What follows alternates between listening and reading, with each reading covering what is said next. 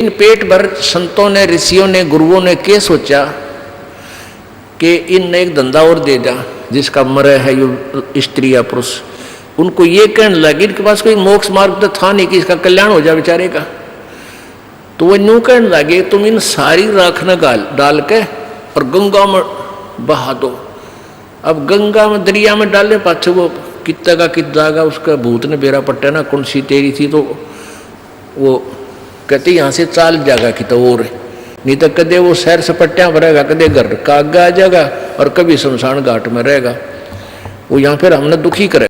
अब उनका मानना ये था उन गुरुओं का कि इस राख ने ठुआ के और दूर गिर का गंगा में, और वहाँ और दुकान खोल ली, वहाँ बैठ के पांडे कि भाई मोक्ष कराना है तुम्हारे पिता का, वहाँ वो जंतर मंत्र करेंगे, उनको कुछ दक्षिणा देना, उनकी फिर सेटिंग, उनके एजेंट वो गांव गांव के ब्राह्मण, वो गुरु नकली, इन्हें बहुत जबरदस्त जाल फैला रखा था जीव ब्रह्मांडे का।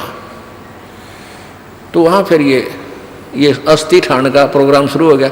इब हमने ना तो भूत बनना, कति गारंटीड बात समझ लेना, जो ये मार्ग भक्ति का दास आपको दे रहा परमेश्वर कबीर जी का दिया हुआ है, इसका मोक्ष तो पक्कम पक्का है। मान लीजिए कोई पैर थड़स गया किसी का, रपट बीघा नहीं जा पाया, तो मनुष्य जीवन मिलेगा, वो किसी अन्य योनि में नहीं जाएगा, और ना जाने कितने जन्मों तक वो मानव ही बनता रह सकता, इतने पुण्य हो जाएंगे। लेकिन होगी फिर दुर्गति आगे चल के। तो कोशिश ये करना है कि अब ये भूल ना लगे, ये बात बढ़े नहीं। तो इस दृष्टिकोण से वो गंदा अंडे के सुखदेव वाली आत्मा चिपकी हुई थी मेरा। और फिर वो कहते हैं, जुग असंग कल्प भरमाया, पूर्व जन्म कोई पिछला आया।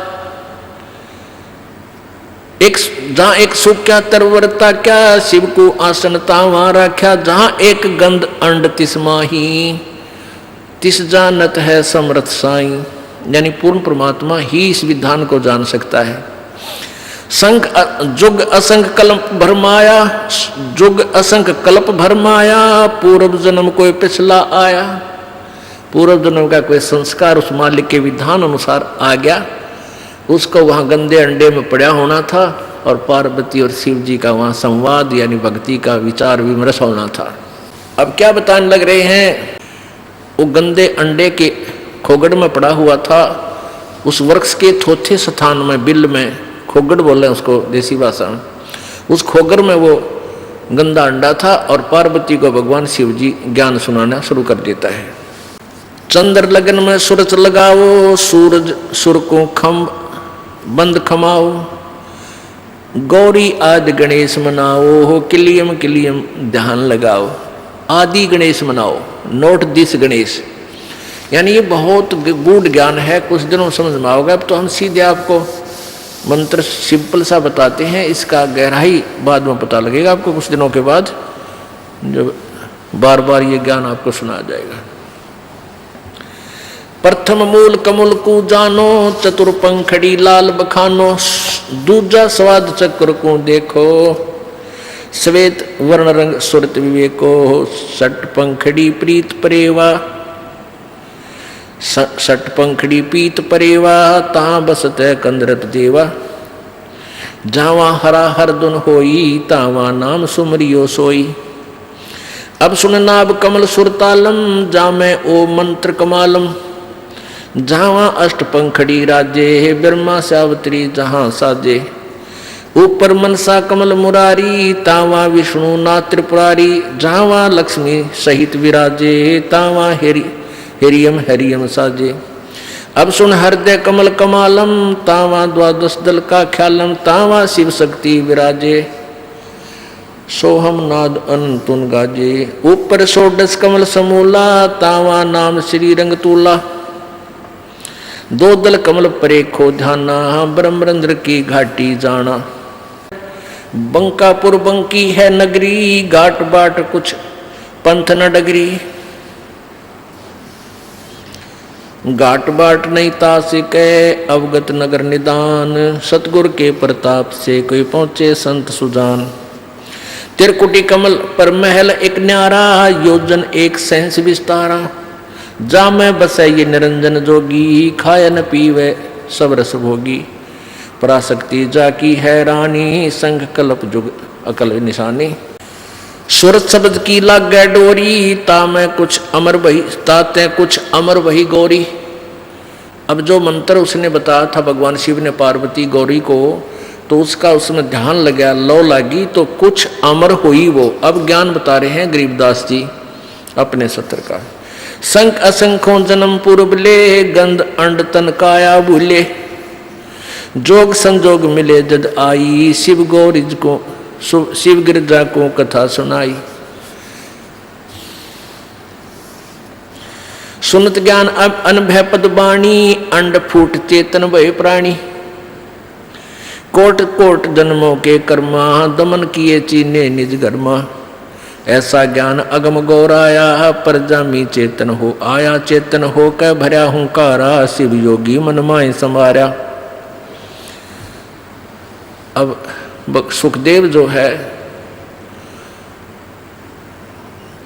अंडे से तोता बन गया और परजा में आई। ऐसा ज्ञान अगम गौराया, परजामी चेतन हो आया। पर माने पंख जामगी और चेतन हो गया, स्वस्थ अंडा हो गया। चेतन होकर भरा हुंकारा, शिव योगी मन माहे समारा। गिरजा भई ज्ञान गलताना, पंछी कौन वृक्ष गौराना।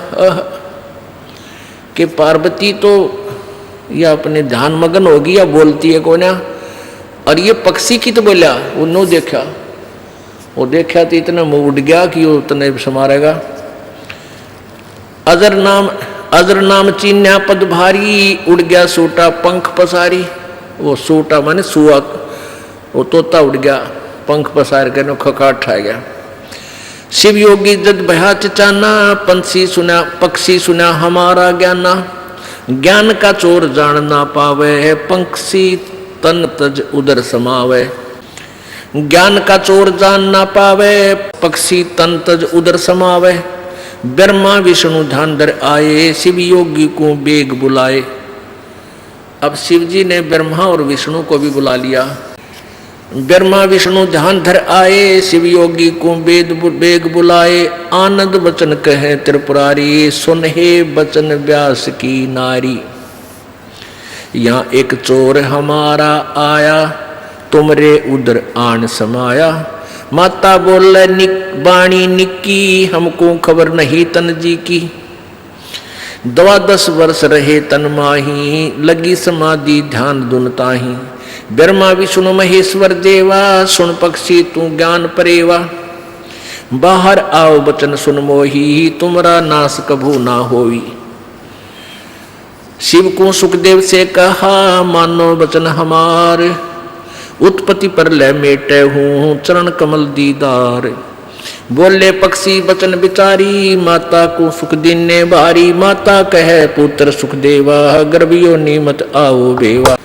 बोले सुखदेव विफल बाणी, ब्रह्मा विष्णु महेश्वर दानी। कोट कोट भुगती 84, काटो फंद पुरुष अविनाशी। तिम देवा जब थम भी माया, गर्भ उदर से बाहर आया। ओल नाल कर कस कमर मतंगा, चाला सुखदेव बनखंड संगा। अब ज्यों ही आज सुबह भी आपको बताया था, अब इस वाणी को साथ आपके एक वाणी को साक्षी भी आपके साथ करवाया जा रहा है साथ साथ, ताकि आपका आत्मा में ये ज्ञान समावे। हमने अपने तत्व ज्ञान को निखारना है। अब जैसे दही बनती है दूध से, फिर उसको बिलोया जा है, रड़का जाता है, फिर मक्खन निकलता है। वो मक्खन भी घी कहलाता है, लेकिन उसको फिर गर्म किया जाता है।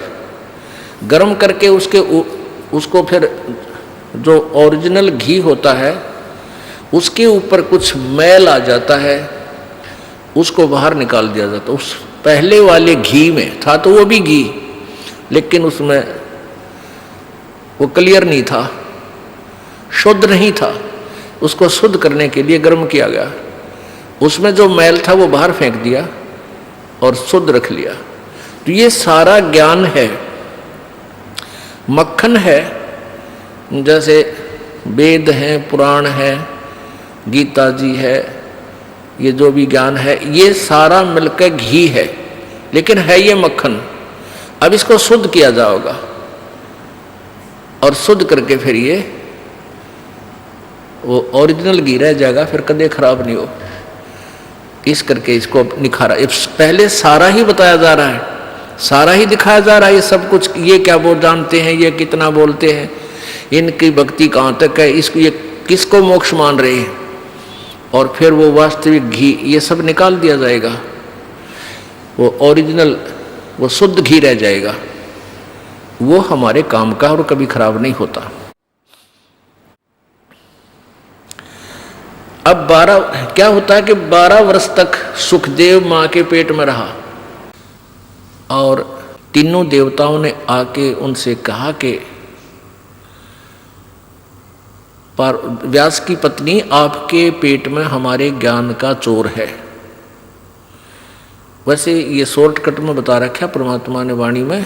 पहले ये शिव जी अकेले आए थे, तो पार्वती व्यास की पत्नी से कहा था कि आप इसको बाहर निकालो, इसको मैं खत्म करूंगा, ज्ञान का चोर रहन ना पावे।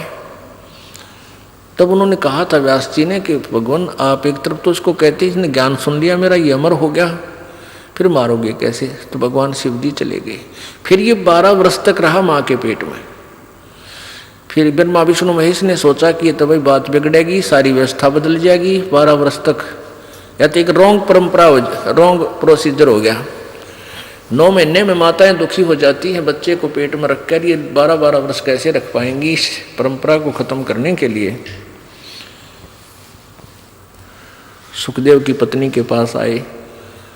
तब व्यास जी ने, तब सुखदेव ने, ये तीनों जने आए, ब्रह्मा विष्णु महेश। तब सुखदेव ने पेट से ही बोला था कि तुम अपनी इस माया को रोक लो, तब मैं बाहर आऊंगा, अन्यथा मैं नहीं आऊंगा। तीहू देवा दत्थम भी माया, उदर गर्भ से बाहर आया। तीनों देवताओं ने अपनी त्रिगुणमयी माया रोकी, तब ये बाहर आया। और नाल कसम कमर मतंगा, चाला सुखदेव बनखंड संगा। तिम देवा दत्थम भी माया, उदर गर्भ से बाहर आया। और नाल कस कमर मतंगा, चाला सुखदेव बनखंड संगा। 12 वर्ष बाहर आया। बाहर आते ही वो अपना, क्योंकि एक सिद्धि होती है लघु दीर्घ हो जाने की, वो सुखदेव में पूर्व जन्म की संस्कार से विद्यमान थी। तो जब माँ के गर्भ पेट में था लघु था, और बाहर आती है अपना 12 वर्ष की आयु वाला शरीर दीर्घ बन गया। अपनी ओरनाल ने कंधे पर डाल के चल पड़ा।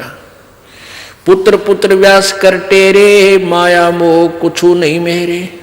को पुत्र कौन पिता कहावे, शब्द स्वरूप रहे निर्दावे। अब व्यास जी कहते हैं पुत्र आजा, पुत्र आजा। सुखदे सुख में उपजे, राई सिंह समोए। 9 नाथ और सिद्ध 84 ही संग उपजे थे दोए।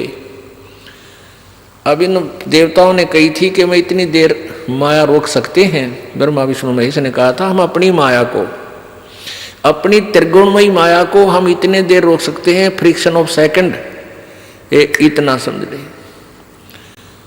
अब गरीबदास साहिब जी ने उन्हीं की वार्ता किस हिसाब से बताई है कि सुखदेव सुख में उपजे, राई सिंह समोए। भैंस या गाय के, भैंस का सिंग ऐसा गोल होता है, और भैंस पशु कोई भी है ऐसे सिर मारता रहता है। गाय ज्यादा होती थी पहले, तो गाय ऐसे सींग ऊपर को होते हैं। तो सींग के ऊपर जब कोई राई रखे, वो रखते ही तुरंत बाहर नीचे आवे, यानी इतनी देर। कहते इतनी देर हम रोक सकते हैं, तो इतनी देर ही रोक दिया। उस दौरान कितने बालक पैदा हुए? 94। 9 तो नाथ बने, 84 सिद्ध हो गए, और 93वां माए सुखदेव। अब क्या होता है कि जब माँ के गर्भ में ये प्राणी होता है, माँ के गर्भ में ये प्राणी होता है, तो इसको सारा ज्ञान होता है कि तेरी गेल के बनेगी, बाहर जाके तेरे साथ के होगा, पहले कितना दुख उठाया, और परमात्मा की भक्ति करने के लिए मानव शरीर मिला है, इस दृष्टिकोण से वो सोचता रहता। लेकिन बाहर आते ही ये तीनों एक एक इंजेक्शन लगा देते हैं, तीनों देवता, और ये प्राणी अचेत हो जाता है। इसको कुछ भी पता नहीं तू कौन था, कितना आया है, कहाँ के उद्देश्य था तेरा। उससे सुखदेव प्रीति था, उसने सब ये बात पहले क्लियर कर ली कि मैं बाहर जब आऊंगा, जब अपनी या माया रोक लोगे। तो इतनी देर माया को रोका जैसे राई सींग समोए। राई का दाना सरसम के दाने से भी छोटा होता है, और सींग पर रखते ही या नीचे आवे, यानी इतनी ही देर समझो। इतनी ही देर में उस दौरान जो बच्चे लड़के उत्पन्न हुए, उनमें से 9 तो नाथ सिद्ध हो गए, 9 तो प्रसिद्ध हो गए नाथ, और 84 सिद्ध बन गए, तथा एक ये सुखदेव। तो इनको ऐसी प्रेरणा चेतना रहेगी अपने हृदय में कि भगवान पाना चाहिए। तो ये पुष्प उस भगवान पाने की तरफ में घर से भी निकल गए, पता नहीं कहाँ कहाँ भटके। अब काल ने तो जाल लंबा बना रखा, फिर आगे नकली संत बैठा रखे जगह जगह ये ठग। तो उनको जैसे भी कोई साधक मिले वही साधना करके वो यहीं घूम फिर कांडी पाक गए। कोई सिद्ध बनकर प्रसिद्ध हो गया, कोई नाथ बनकर प्रसिद्ध हो गया, ये आकाश में उड़ा फिर है, ये मैं ऋषि बनकर प्रसिद्ध हो गया। आखिर में फिर क्या हुआ इनके साथ? पुत्र पुत्र व्यास कर टेरे, माया मोह कुछ नहीं मेरे। अब व्यास जी कहते हैं कि बेटा मेरी बात सुन, बेटा मेरी बात सुन। 12 वर्ष तेरी बाट देखी है कि बेटा बालका होगा, बार पुत्र होगा, और आज तो हमें दर्शन तो दे दे एक बार अपने पिता को। तो सुखदेव कहने लगा व्यास जी, ना जाने पीछे से सामना नहीं कर रहा है, पीछे चलता चलता बात कर रहा है कि कहीं पिता की तरफ मेरा मुंह हो जा और मोह ना हो जा। कहता है ऋषि जी, ना जाने कितनी बार तू मेरा बाप हो लिया, ना जाने कितनी बार मैं तेरा बाप हो लिया। यह तो बूंदा बेगन है, पीछा छुटान दे मैंने, नो कहकर भाग लिया। अब क्या बताते हैं? व्यास पुत्र से किन्हे प्यारा, सुखदेव भरा शब्द हुंकारा। खोज न पाया व्यास गुसाई, कल्प करी उल्टे घर आई। जब वो आगे चल के आकाश में उड़ गया, व्यास जी वापस आ गए, इतना 18 बालक तेरे। आगे जाए भरे प्रचंडा, जैसे नदी 18 गंडा। सुर नर मुनि गंधर्व ज्ञानी, सबसे ऊंचा है अभिमानी। अदर विमान चले मन रूपा, गर्भ योगेश्वर ज्ञान स्वरूपा। बादी योगी बाद करे, बिचरा तीनों लोक। इंद्री 5-25 साधी, गर्भ योगेश्वर जोगी बादी। बादी जोगी बाद करे, बिचरा तीनों लोक। सतगुरु जनक विदेही, बिन वो पावत नाही मोक्ष। अहु अग्नि बंधन बहु भारी, सुखदेव जीत्या हुरुम्बा हारी। अहु अग्नि हृदय प्रकाशा, ज्ञान ध्यान जरै जू घासा। सुखदेव कल्प वृक्ष की छाही, जनक विदेही करे गुरु नाही। जनक बड़ा अक सुखदेव योगी, 10 सहस्राणी रस भोगी। सुखदेव बोले ज्ञान विवेका, हम स्त्री का मुख नहीं देखा। हम हैं गर्भ योनि से न्यारा, ज्ञान खड्ग इंद्री प्रहारा। कैसे शीस निमाऊं जाई, राजा जनक विदेही राजा भाई। अब जैसे आज आपको दिन में ये मौखिक सुनाया था, वही ज्ञान अब परमात्मा की वाणी के माध्यम से सुनाया जा रहा है कि ये व्यास का पुत्र सुखदेव जो था, भगवान शंकर के इस ज्ञान को, सत्संग को सुनकर इसमें सिद्धि आ गई, बैटरी चार्ज होगी। तो इससे इसमें कुछ आकाश में उड़ जाने की सिद्धि आ गई। इसी की हल्दी की गांठ से पंसारी बन गया। आपको दिन में बताया था कि पहले स्वर्ग जाता है, उसके बाद विष्णु लोक के में पहुंच जाता है। वहां जाकर इसको रहने नहीं दिया, क्योंकि इसका कोई गुरु नहीं था। भगवान विष्णु ने कहा कि आप राजा जनक को गुरु बनाओ, तब यहाँ आओ। तो सुखदेव ऋषि ने यही सोचा कि राजा जनक तो गृहस्थी है और मैं एक बाल ब्रह्मचारी हूँ, तो उसने राजा जनक को गुरु बनाना स्वीकार नहीं किया। तो वो ऋषि मुनि जहाँ ये शिव कोमन स्वर्ग में आया वहाँ क्या बताते हैं, पुंडरीक नारद मुनि व्यासा ब्रह्मा विष्णु महेश उपासा आसन आदर अति अधिकारा सुखदेव सकल माही सिरदारा 14 भवन फिर पल माही सुखदेव सरवर दूजा नाही सुर 33 शेष 88 सुखदेव की सब करें खवासी वशिष्ठ विश्वामित्र ज्ञानी कागभूषण कहो परवानी कागभूषणी ध्यान धर बहे जो पद परवान आधीनी अधिकार बिनारे सुखदेव मूढ़ अज्ञान। अब वहाँ ये सभी ऋषि देवता बैठे थे और उन सारी कथा का पता लग गया उन्हीं के मुखारविंद से कि भगवान ने इनको ये कहा है गुरु बना ले राजा जनक को, और ये कहता है कि राजा जनक गृहस्थी भाई कैसे शीश निभाऊं जाई। अब वहाँ बैठे बैठे आपस में बतलावे हैं ताकि इसकी कुछ बुद्धि ठीक हो जाए। तो ये सभी वशिष्ठ विश्वामित्र कागभूषण और ये नारद जी पुंडरीक ऋषि आदि वहाँ पर बैठे थे। तो उन्होंने कहा कि कागभूषण जी आप बताओ इस सुखदेव का क्या बनेगा। तो कागभूषण जी परमात्मा की कबीर जी की शरण में आए हुए और उनको परमात्मा की ज्ञान का कुछ अंश है, उसको ज्ञान है। तो उसने फिर खरी खरी कही कागभूषण डी ध्यान दर भय जो पद परवान आदिनी अधिकार बिना तो सुखदेव मूढ़ अज्ञान। तेरे अंदर आदिनी तो है नहीं, आदि बिन्नी बिना भगवान मिला नहीं। सनक सनंदन नारद भाई सुखदेव ज्ञान बहुत समझाई अरे नारद को झीमर गुरु की न्या कहाँ ज्ञान में हो गया हीना।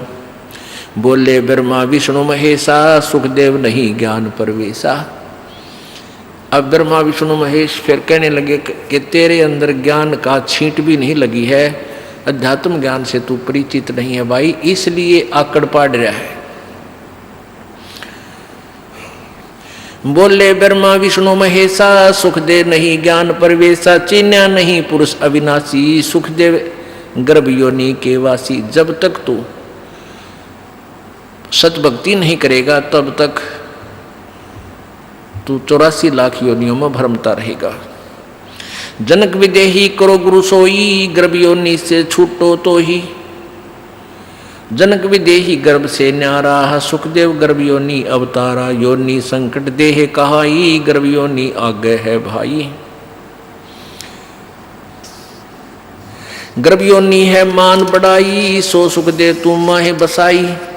जनक विदेही करो दीदारा तो तू गर्भ योनि से न्यारा। पिंड ब्रह्मांड लोक दो योनि इच्छा बीज न सुखदेव होनी। 14 भवन फिर पल माही उड़ा फिर पक्षी की नाई। तप का तेज ज्ञान असवारा पाया नहीं मुक्ति द्वारा। सुखदेव ज्ञान ध्यान तप हीना जब लग राजा गुरु नहीं कीना।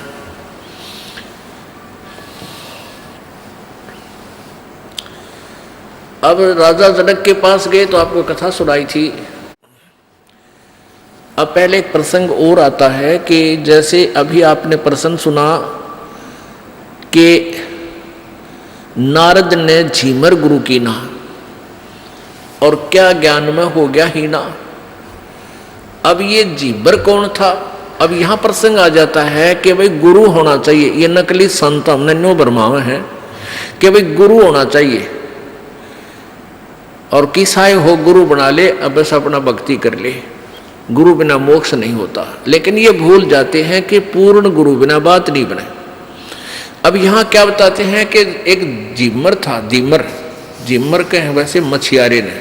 एक धीमर होता है, धीमर झीमर कहें उसको धीमर कहें, वो होता है मछियारा। तो क्या बताते हैं कि नारद जी ब्राह्मण यानी ऋषि और उसने झीमर गुरु करना पड़ा।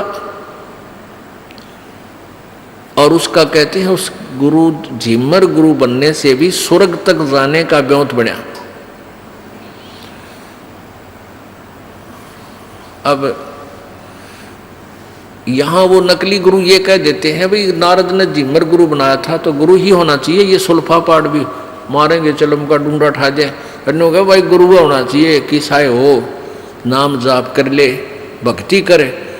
नारद ने झिमर गुरु कराया था, पार हो गया, टट्टू पार हो गया, झिमर नहीं था वो, और पहले तो पार की तो हो गया। फिर भी जो लाभ हुआ वो झिमर कौन था ये कंसेप्ट यहाँ क्लियर होना चाहिए। ये पुण्यात्मा जो होती है ना, पिछले जन्मों के बहुत पुण्यकर्मी प्राणी होते हैं, उनको काल इसी कसूती जगह फिट करेगा कि उस इसी जगह फंसा देगा कि उसने निकालो कौन निकाल लगा के। अब जैसे मीराबाई जी पुण्यात्मा थी और ठाकुरों के घर में लड़की का जन्म दे दिया, अब वो भगवान को चाहने वाली ऐसी जगह फिट कर दी, उसने झांकण भी ना दे बाहर गली तक पर्दा में रखा अपनी वो बेटियां ने ठाकर लोग, पहले ऐसा व्यवस्था थी। वह तड़फे बेचारी अपना जैसा भी ज्ञान हुआ परंपरा से, घर से, माता से, कृष्ण जी को भगवान मान के उससे का नाचे कूदे जैसा भी व्यवस्था थी, लेकिन हृदय से रोया करती। और परमेश्वर ने वहां भी जाकर निकाला उसको, कारण कुछ भी बनाया। पहले आपको कथा सुनाई थी। अब ये झिमर कौन था? ये पिछले जन्म जन्मांतर की एक पुण्यात्मा थी और इसका ऐसा जन्म कर दिया, संस्कार बना दिए कि वो उन मछियारा का घर जन्म हो गया उसका। और इस टाइप के जो व्यक्ति होते हैं ना, ये बेसब्रे होया करें, अणथक होते हैं। अब वो इतना कसूता मछियारा था कि उसने आसपास की तालाबों की मछली निकाल के जाल डाला गए और सारी खाली या बेच दी, जैसे करता था। जिस राज्य में वो मछियारा रहता था, यानी वो झिमर रहता था, कालू नाम था उसका, उसके दूसरे पड़ोसी राज्य में एक राजा बहुत धार्मिक था। उसने आदेश दे दिया था कि कोई जीव हिंसा नहीं करेगा, ना तालाबों से कोई मछली पकड़ेगा, ना कोई शिकार करेगा मेरे जंगल में। उसने देखा एक दिन के सीमा के साथ वाला जो देश है उसमें एक बहुत बड़ा तालाब है और उसमें नरी मछली बहुत जबरदस्त पड़ी है। वो देखा दिन में, तो शाम ने वो बखते पहुंच गया। रात ने सुबह बखत उठ कर सोचा बखत से निकाल लाऊंगा, कोई नहीं पाएगा। थोड़े थोड़े सर्दियों के दिन थे। उसने पहला एक जाल डाला और मछली बाहर डाली, सर्दी सी लागी, आग बाल ली, आग बाल के सेक लिया, अपने हाथ पैर सेके, फिर दोबारा ट्राई करने लग गया, इतने दिन करने हो गया। इतने में क्या हुआ कि उसी नगरी का राजा, उस देश का राजा अपने दूसरे शहर में जा रहा था। सुबह सुबह हाथी पर बैठा आवा था, आगे सैनिक पीछे, सैनिक अंगरक्षक साथ थे। अब चोर की तो नजर नो भी रहना कि कोई देख ना ले, उसने देखा को तुरे की वो आगे भाई। अब एकदम काफिला ऐसे मोड़ खा गया, नू आ रहा था रास्ते से, जंगल होते बन होते थे, एकदम नो टर्न किया, सारा ही 100-200 फुट की दूरी पर उसने देखा ये तो आगे भाई। अब उनको तो ध्यान नहीं था, उसका ध्यान गया कि मर गया आज तक तू, यो राजा आ गया, ये तो फांसी दे है, जो कोई फांसी की सजा देता है जो जीव हिंसा करता पकड़ ले। अब उसने सोचा अब क्या करूँ, वो मछली तो सारी धका दी, जल में डाल दी, और वो जो उसने आग बना के सेका था वो धुआं सा बन गया, लकड़ी जला रखी थी, उड़े बैठ गया आंख मीच के। एक लंगोट तन पे था, दाढ़ी मूछ बड़ी हुई थी, महात्मा के सा रूप पहले ही था उसका, क्यों पहले ही से दाढ़ी बाढ़ सब कबड्डे रहा करते। और एक लंगोट तन पे था। उसने सोचा और कोई तरीका नहीं, तू साधु रूप बना ले। अपने शरीर पर सारे घर राख पड़ी थी वह ला के और मुंह माँ पर लाकर बैठ गया, नुआ कट के आसन पदम लगा के। अब महात्मा ने राजा बड़ा धार्मिक था, उसने सोचा रे देखो महात्मा बैठा भाई, रोको एक बार। जब कति सामने आ लिया ना वो रुकवा लिया, रो माड़ी आँख खोल ले देख ले, जालिया काड़े है।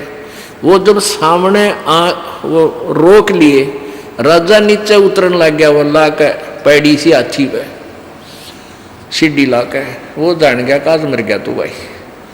अब वो डरते ने भगवान याद करया, अब भगवान याद किया कि डरते घी बंदगी रो समाधि लागी। ये पिछले पर संस्कार होते हैं, वो तो बस सुकड़ गया भीतर ने, वह सुरती ऊपर न चढ़ गई।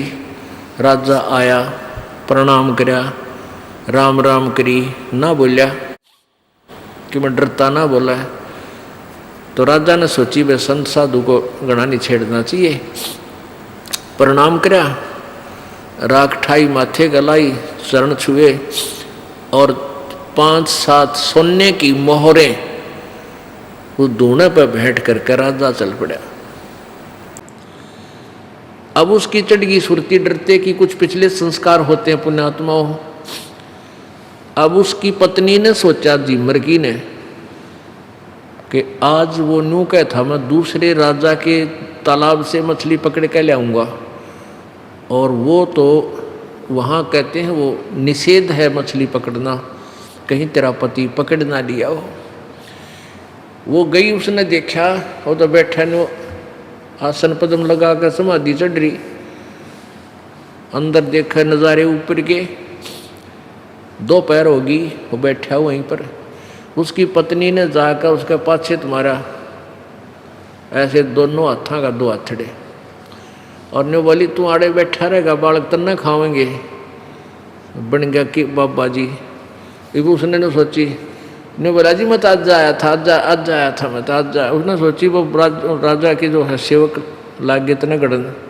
ने बोला जी मैं तो आज आया था, पहली बार आया हूँ मैं तो आज, मैंने मछली ना पकड़ी है वह, मैं तुम्हें आ गया था। दुआ देखी, वो देखा उसकी पत्नी है पाछे ने। तो वो कहने लगा कि वो कहाँ गए, कौन राजा आया था, नहीं भी थे, कहाँ गए वह। अब वह बोली तो सपना देखा होगा तने। ने बोला ना सपना नहीं देखा, सच्ची देखी, सामने दृष्टि देखी। वो धोने के ऊपर वो सरफी डाल रखी, कुछ राक्षसी उड़ के उनके ऊपर होगी, उन्हें थोड़ी सी चमकी, हाथ मार के देखा, वो 7 मोर सोने की पाई। अब उसने विचार किया, पुण्यात्मा ना जाने कहते हैं ज्ञान कर गाम का, ज्ञान लागण कर गाम मारण का। जो कह रहे चमका ऐसा उस है, उस कैसा चमका सा लग गया, तेरा गजब हो गया। आज मैं नकली साधु बना था, और देख राजा भी डर गया मेरे ते, माथा टेक गया और सेवा दे गया। और जब मैं वास्तविक संत बन जाऊं तो पता नहीं क्या सुख मिलेगा। अपनी पत्नी ने बोला भगवान ये पकड़ सोना, सारे जीवन में मैं इतने कमाई नहीं कर सकता जो आज मालिक ने मुझे यहाँ दरवाजी, राज के बाद मैं मछली नहीं पकड़ूंगा। और अंदर क्योंकि संकल्प करे, मालिक कहते हैं मर खीर खिलाता, उसने डरता नहीं कहे भगवान आज बचा दिया, आज पाछा कद्दे मछली नहीं पकड़ूं, कद्दे जीवन से नहीं करो, आधा जान बचा दे। अपनी जान पावना जो मेरा पटा इंसान है, तो उसने वो संकल्प कर लिया। अब करना आगे दोनों जने,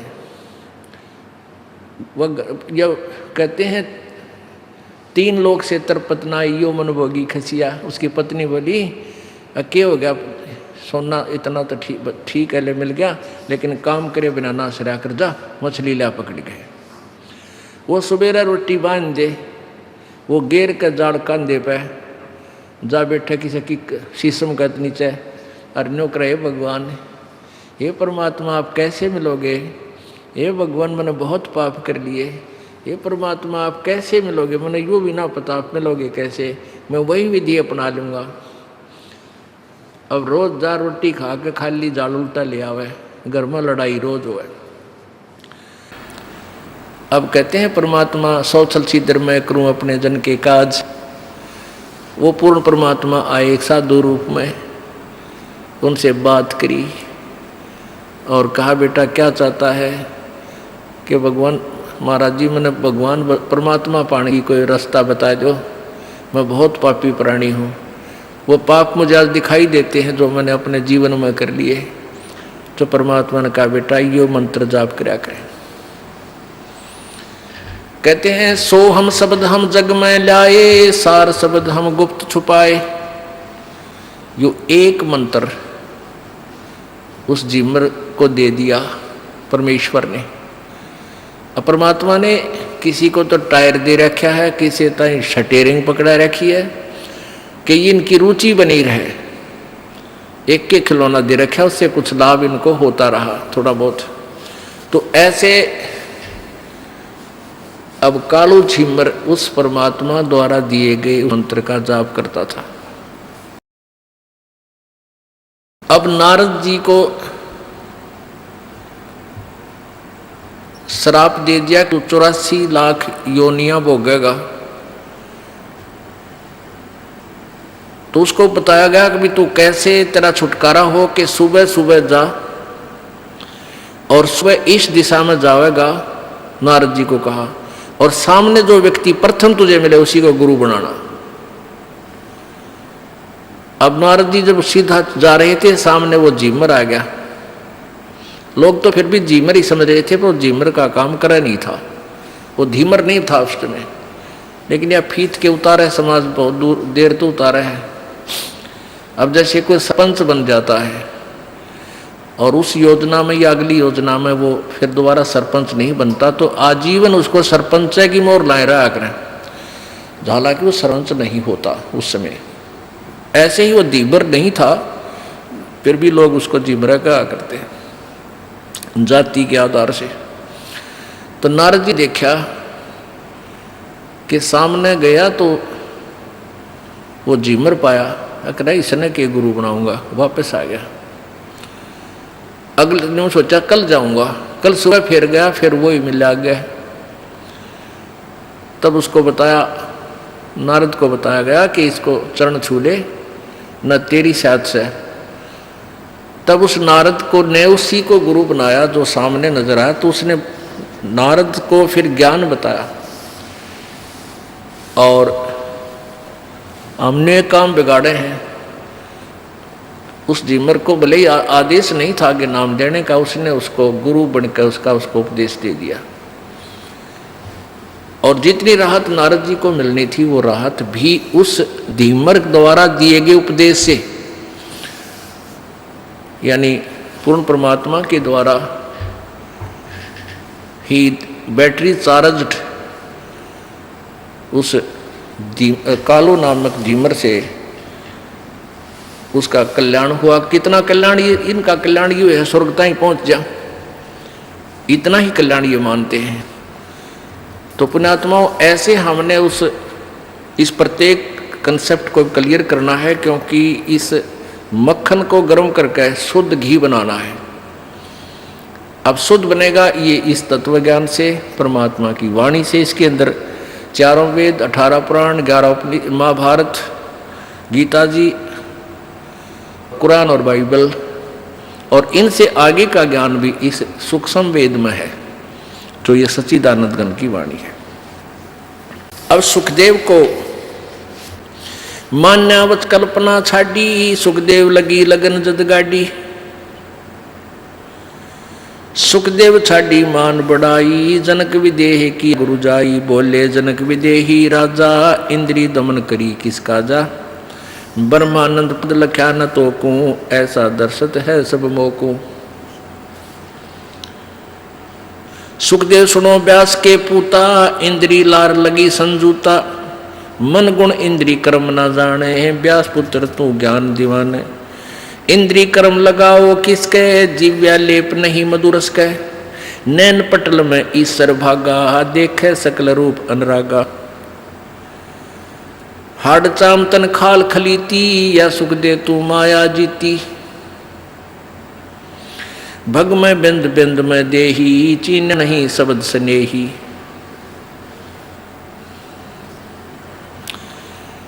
पुण्यात्माओं, ये तत्व ज्ञान है, इसके अंदर आपको बहुत गहनता से जाना होगा। अब क्या बताना चाहते हैं? अब कबीर परमेश्वर का ज्ञान गरीबदास जी बता रहे हैं। सार वस्तु तो अंदर लीनी, सुख जमीन को दीक्षा देनी, सुख जमीन मिलती ना भाई, स्वाति सीप सब ऐली जाई। सुख जमीन की टक्कर लागे, जब मोती सो है गल धागे, खारा नीर गंध हो जावे है, दोपड़ खुले कौन चितावे। सुख जमीन सतगुरु जल माही, स्वाति सीप का मेल कराही, ऐसे सतगुरु मिले जिज्ञासी, जद पावे वो पद अविनाशी।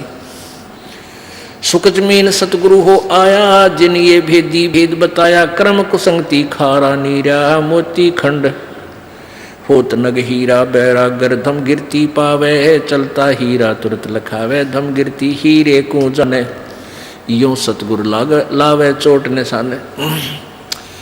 अभी आपको बताया था कि एक सीप होती है, और सीप जब उसमें मोती बनने की एक प्रेरणा बनती है, तो वो ऊपर आ जाती है, उसको प्यास लगती है, वो समुद्र जल ग्रहण नहीं करती, वो समुद्र के ऊपरली सतह पर आ जाती है समुद्र के, और ऊपर से वर्षा जब हो रही होती है उस समय उसका मुंह खुल जाता है। जिस हो रही हो तो खुला हो, तो उसमें वर्षा हो रही हो तो उसमें से वो बूंद ग्रहण करते, उसको स्वाति बूंद बोलते हैं, स्वाति। और उसको फिर वो मुंह बंद हो जाता है, उसके अंदर मोती बनना शुरू हो जाता है। मोती बनते बनते क्या होता है, फिर उसका दोबारा मुंह खुलना शुरू हो जाता है स्वाति सीप का, और उसके ऊपर एक मांस का एक पर्दा सा छा जाता है। मोती के स्वाति के ना उस सीप के मुंह पे एक मांस का पर्दा सा, एक जैसे मकड़ी का जाड़ा देखा हो आपने, सफेद सफेद सा कपड़े जैसा होता है, ऐसा एक मांस का ऊपर कवर सा लग जाता है, और अंदर वो मोती बन जाता है। अब मोती स्वाति भी मिल गई और सीप भी है। अब क्या बताते हैं कि जब वो मोती परिपक्व हो जाता है अंदर, तो उस सीप के अंदर से एक विशेष महक आनी शुरू होती है मांस की, पके हुए जैसे मांस की। तो एक बहुत ही पतले से मुंह की एक मछली होती है, पतले से, उसको सुकचमीन बोलते हैं, पतला सा मुंह, पैन कैसा हो उसका मुंह। तो वो क्या करती है, मांस खाने के उद्देश्य से उस सीप के, उस मांस का कवर के ऊपर पर्दा सा होता है, उसको खाने के लिए उसमें टक्कर मारती है, उसको खाना चाहती है। वो लगते ही वो पर्दा सा फट जाता है और मोती उसमें से निकलकर समुद्र में गिर जाता है। अब क्या बताते हैं, कितना गहरा ज्ञान है इस दो अक्षर में, दो लाइनों में। सार वस्तु तो अंदर लीनी, सुख जमीन को दीक्षा देनी, सुख जमीन मिलता ना बाही, स्वाति सीप सब ऐड़ ही जाही। सुख जमीन की टक्कर लागे है, जब मोती सो है गल धागे। अब क्या बताते हैं, मनुष्य जीवन भी आपके पास है और सतगुरु भी मिल गया अपने आपको, सही मंत्र भी मिल गया, और यदि सारनाम नहीं मिला तो भी आपका यो मंत्र भी और आपका जीवन भी दोनों व्यर्थ, जो पहले दूसरे द्वितीय मंत्र तक। अब कहने का भाव ये है कि जैसे वो मोती सीप तो समझो शरीर है, और स्वाति समझो मंत्र आपको मिल गया सतनाम, और मोती बन गया। और सुख जमीन मिलता ना भाई, स्वाति सीप सब ऐड़ ही जाई। सार नाम आपको नहीं मिला, और आखिरी सांस तक आपकी इसके अंदर श्रद्धा, पूरे गुरु जी में श्रद्धा, यानी आखिरी सांस तक इसकी जाप नहीं किया। यहाँ एक उदाहरण दिया है कि यदि ये सार नाम आपको नहीं मिलता तो तुम्हारा ये सतनाम तक की कमाई भी और आपका ये जीवन भी व्यर्थ जाता। व्यर्थ का तात्पर्य ये, क्योंकि यहाँ एक विशेष ध्यान से सुनने वाली बातें हैं, घबराना नहीं।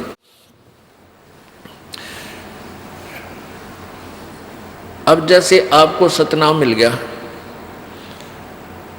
और सारनाम मिला नहीं और आपकी मृत्यु होगी।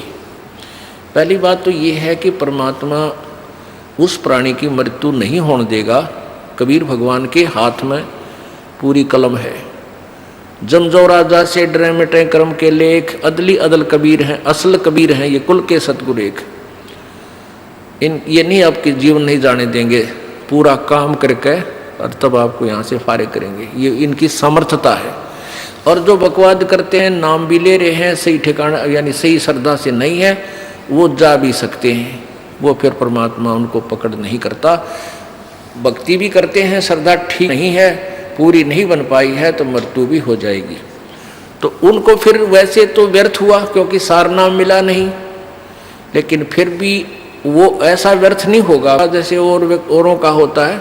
उन अन्य साधकों से चाहे 1000 वर्ष तक तपस्या और अन्य पूजाएं करके चले गए, उनसे भी आपका जो मंत्र की कमाई है वो असंख्य गुना घनी आपके पास है। न जाने कितने दिन स्वर्ग में रहोगे या कहीं और दूसरे लोकों में राजा बन जाओगे, तो ये व्यर्थ गया, यानी जो उद्देश्य था वो पूरा हुआ नहीं। अब ये एक उदाहरण देना चाहते हैं आपको गहराई से समझाने के लिए। जिनको ये तीनों नाम प्राप्त है वो प्राणी के लिए ये चैप्टर आज चल रहा है। सुकच मीन मिलता ना भाई, स्वाति सीब सब ऐल ही जाई। सुकच मीन की टक्कर लागे, सुकच मीन मिलता ना भाई, स्वाति सीब सब ऐल ही जाई। सुकच मीन की टक्कर लागे, जब मोती सो है गल दागे। अब सुकच मीन ने उस सीप के उस मांस के टुकड़े को खाने के उद्देश्य से टक्कर मारी, वो खड़क दे ही मोती नीचे निकल गया। तब वो मोती निकाला गया गोताखोरों के द्वारा और फिर उस मोती की कीमत हुई, फिर वो सीने पर आकर सुशोभित हुआ। परमात्मा हमें बताना चाहते हैं कि पूरी साधना पूर्ण सम से प्राप्त करके ही आप परमात्मा के दरबार में सुशोभित हो पाओगे, अर्थात पूर्ण मोक्ष प्राप्त करोगे। फिर आगे क्या बताते हैं, पूरे गुरु के बिना ये काम नहीं बनता। सुकच मीन सतगुरु हो आए, जिन ये भेदी भेद बताया। कर्म कुसंगति खारा नीरा, मोती खंड होत नग हीरा। बैरा गर्दम गिरती पावे, चलता हीरा तुरत लखावे। दम गिरती हीरे को जाने, न्यो सतगुरु लावे चोट निशाने। अब ये हीरा जो होता ना, एक हीरा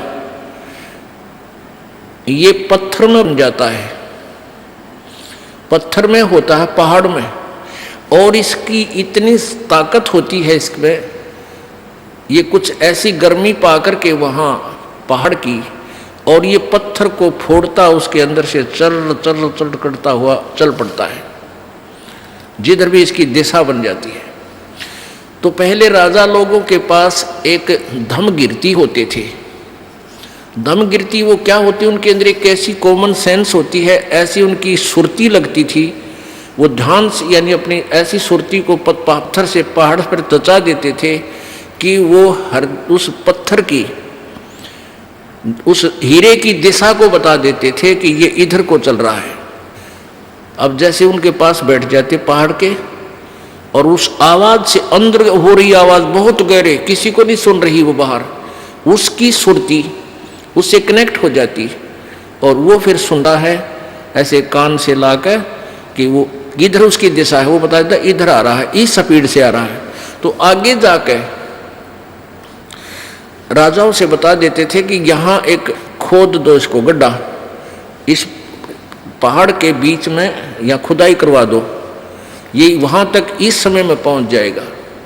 तो वहाँ जाकर के आगे उसको पत्थर को कटवा देते थे राजा लोग मजदूरों से फटाफट, और वो हीरा आता और उसके अंदर से आके, क्योंकि आगे रास्ता उसको मिलता नहीं, गड्ढे में खड़क दे ही निकल जाता, वो हीरा फिर राजा लोग प्राप्त कर लेते थे। तो क्या बताते हैं, बैरागर धम गिरती पावे, चलता ही तुरत लखावे। बैरागर इसको हीरे को बोलते हैं। और चल धम गिरती पावे, बैरागर धम गिरती पावे, चलता हीरा तुरत लखावे। अब कहाँ लाए हैं इस पॉइंट को? धम गिरती हीरे को जाने, नो सतगुरु लावे चोट निशाने। कि जैसे धम गिरती वो हीरे की परख करने वाला कि किधर को जा रहा है, यहाँ चोट मार दो, यहाँ खाली कर दो या काट दो इसको, यहाँ ये हीरा आएगा। कहते हैं धम गिरती हीरे को जाने, नो सतगुरु लावे चोट निशाने। ऐसे परम संत पूर्ण संत इस मुक्ति रूपी हीरे को आपको प्राप्त कराने के लिए वो निशाने पर चोट मरवाता है। ऐसी साधना करो, ऐसी रहनी रहो और ये सत्सार नाम इसकी ऐसी पूजा करो। अब प्रसंग चल रहा था, अब जैसे सुखदेव ऋषि को जहां तक का भी ज्ञान था, उसने अपने शिष्य चरणदास जी को बताया और चरणदास जी ने आगे अपने गुमानी दास जी को बताया, गुमानी दास जी ने नित्यानंद जी को बताया। अब नित्यानंद जी को जितना ज्ञान था उसने उसी को फाइनल मानकर, उसी को पूर्ण मोक्ष मानकर और उसी सत्र का ज्ञान कहा। ज्ञान तो बोला है, सोचा है कि मैं बड़े ऊंचे लास्ट पॉइंट का बोल रहा हूं, फिर भी हमने अपने ज्ञान को सुचारू करने के लिए अपनी आत्मा में इसका ग्रहण करना है। लेकिन ये ज्ञान होते हुए कि ये संत किस कैटेगरी का था, फिर भी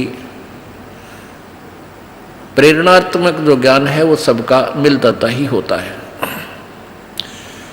तो नित्यानंद जी को जो ज्ञान था सुखदेव ऋषि से प्राप्त था, स्वर्ग तक का टारगेट था। उसने भी ये कहा कि ये घर ये तुम्हारा स्थान नहीं है और वो स्वर्ग तुम्हारा स्थान है। अब इस नित्यानंद जी पढ़ा लिखा था, एजुकेटेड था, तहसीलदार था। इसने कबीर जी की वाणी भी पढ़ रखी थी और भी संतों की वाणी पढ़ी हुई थी। तो इसने खिचड़ी सा ज्ञान बना के ये सोच रखा था कि कोई और स्थान है, लेकिन उसकी पूजा सतलोक की। जैसे टिकट तो आप ले रहे हो किसी नाइजीरिया की और बात कर रहे हो अमेरिका की, तो वह टिकट जीत की है ना, टिकट उस बैठे पाचे जहाज में, वो नाइजीरिया जा छोड़ेगा तो पाचे अमेरिका की करता रहे।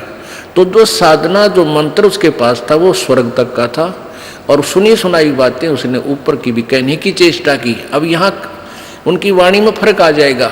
कैसे? क्यों भूली घर अपना, ये ना देश तुम्हारे, फिर पाछे पछताओगी, कर ले सोच विचार।